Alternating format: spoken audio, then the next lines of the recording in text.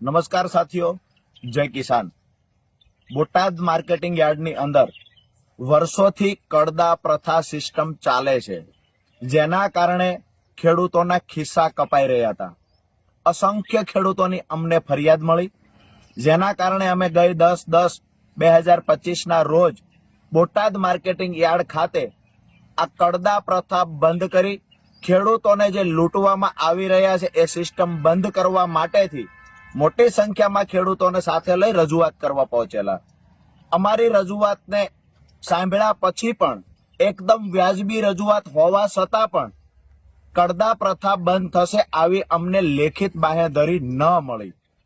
ક્યાંક ને ક્યાંક શાંતિપ્રિય રીતે ગાંધી ચિંધ્યા માર્ગે અમે નક્કી કર્યું કે જ્યાં સુધી લેખિત બાંહેધરી નથી મળતી ત્યાં સુધી માર્કેટિંગ યાર્ડમાં ખેડૂતો શાંતિથી ધરણા કરશે।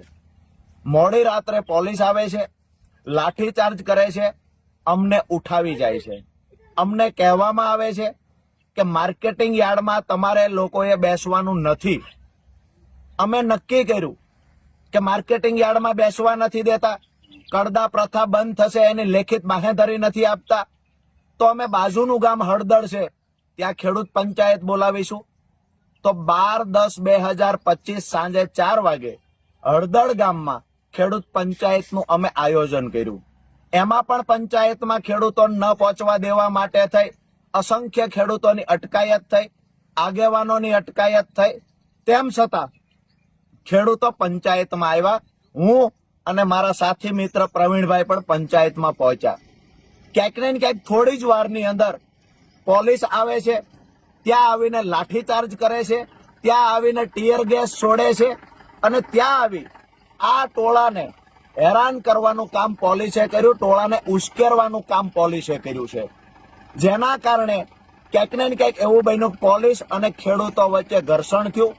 એ ઘર્ષણના કારણે ક્યાંક ને ક્યાંક બંને તરફ થોડા લોકો ઈજાગ્રસ્ત થયા, પરંતુ પોલીસે ખેડૂતો પર ગંભીર ગુનાઓ દાખલ કર્યા, અસંખ્ય ખેડૂતો પર લાઠી વરસાવી, નિર્દોષ ખેડૂતોને મારવામાં આવ્યો, ખેડૂતોના ઘરમાં તોડફોડ કરવામાં આવી, ખેડૂતોના વાહનોમાં તોડફોડ કરવામાં આવી। મારી પ્રશાસનને વિનંતી છે, તમને દુશ્મની છે તો રાજુ કરપડાથી છે, પ્રવીણ રામથી છે, તમને દુશ્મની ખેડૂતોથી શા માટે છે? તમામ ખેડૂતોને ટૂંક સમયમાં છોડી દેવામાં આવે। હું અને પ્રવીણભાઈ રામ આવતી 16 તારીખ એટલે કે પરમ દિવસ અમદાવાદ પાર્ટી કાર્યાલય ખાતે બપોરે 11 કલાકે અનશન પર બેસવાના છીએ। પોલીસને લઈ જવા હોય અમને ત્યાંથી લઈ જાય, પણ મારા નિર્દોષ ભાઈઓ ખેડૂતોને છોડી દે આ નમ્ર વિનંતી કરું છું। તમારે લાઠીઓ મારવી હોય તો અમારે પીઠ પર મારો, જેલમાં પૂરવા હોય તો જેટલા દિવસ રાખવા હોય એટલા અમને રાખો, પણ નિર્દોષ ખેડૂતો પર અત્યાચાર ન ગુજારશો। અમે સામે ચાલીને અમદાવાદ ખાતે આવી રહ્યા છીએ। આવતી 16/10/2025 બપોરે 11 કલાકે ગાંધી ચિંધ્યા માર્ગે ફરી વખત અમે લોકો ધરણા પર બેસીશું।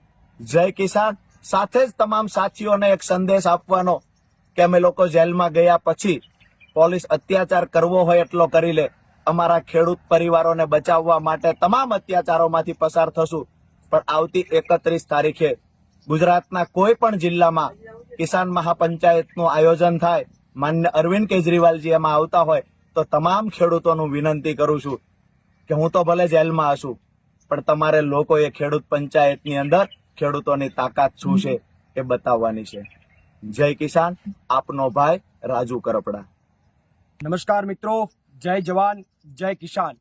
થોડા દિવસો પહેલા બોટાદ માર્કેટિંગ યાર્ડની અંદર અમારા ખેડૂત નેતા રાજુભાઈ કરપડાની આગેવાનીમાં જે એક લડાઈની, એક ક્રાંતિની જે શરૂઆત થઈ, અને એ ક્રાંતિની શરૂઆત બાદ જ્યારે એક સભા, એક કિસાન પંચાયત બોલાવવાનું જ્યારે આયોજન થયું અને હળદળ ગામની અંદર ખેડૂતો જ્યારે ઉપસ્થિત થયા અને ત્યારે એક શાંતિપૂર્ણ રીતે જ્યારે કિસાન પંચાયતનું આયોજન થયું, એમની અંદર હું અને રાજુભાઈ કરપડા બંને ઉપસ્થિત હતા।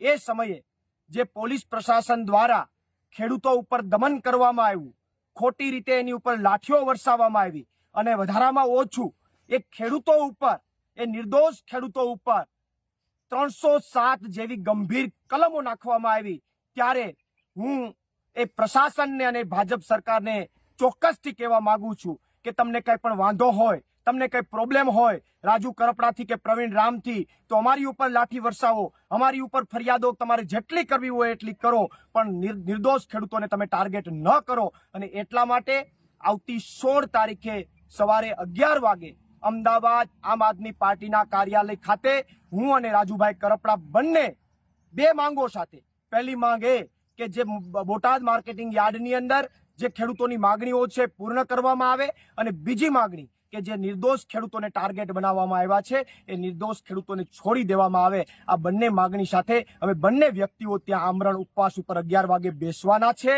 પોલીસે અમને પકડવા હોય તો પકડી લે, અમારું આંદોલન ચાલુ રહેશે, અમારી ક્રાંતિ ચાલુ રહેશે. અને હું જનતાને પણ કહેવા માંગુ છું કે રાજુ કરપડા કે પ્રવીણ રામ મહત્વના નથી, રાજુ કરપડા કે પ્રવીણ રામ મહત્વના નથી. અમને ભલે જેલમાં લઈ જાય, ખેડૂતો માટે જેલમાં જવા પણ તૈયાર છે, ખેડૂતો માટે લાઠીઓ ખાવા પણ તૈયાર છે, પણ અમે જતા રહીએ પછી પણ આ ખેડૂતોની જે ક્રાંતિની શરૂઆત થઈ છે એ ક્રાંતિની શરૂઆત તમામ ખેડૂત મિત્રો ગાંધી ચિંધ્યા માર્ગે ચાલુ રાખજો એવી તમામને નમ્ર અપીલ કરું છું.